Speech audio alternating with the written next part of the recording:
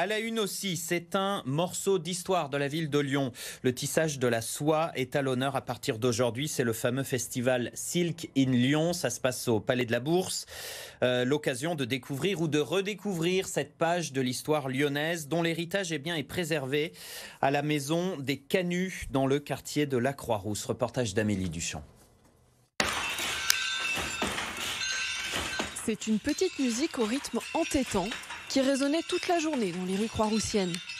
Ce métier à bras datant de 1880 est un petit morceau d'histoire sauvegardé dans un véritable appartement des Canuts par l'association Soieries Vivantes. On va, lors de nos visites, raconter l'histoire des gens qui ont travaillé dans ces ateliers. Pour certains, c'est des gens qu'on a connus.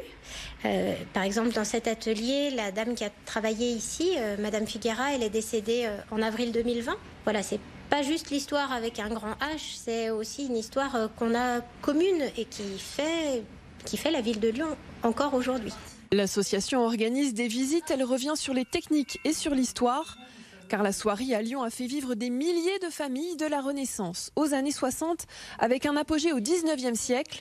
On trouve alors 30 000 métiers à tisser à la Croix-Rousse. Le métier à bras fait un peu de bruit. Il faut s'imaginer qu'il y en avait à peu près 30 000. Le quartier devait être assez bruyant. Un artisanat qui fascine ses visiteurs, notamment Robert, lui-même ancien tisseur. C'est le retour dans l'histoire, le retour dans le passé, quoi. Un passé qui a permis de faire vivre des milliers de familles, quoi. Et puis de garder le côté de prestige du tissage français.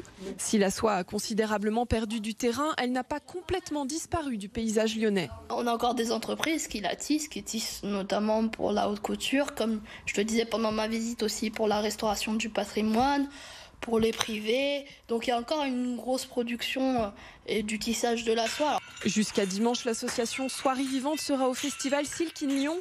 Elle proposera même pour ceux qui seraient tentés des initiations au tissage.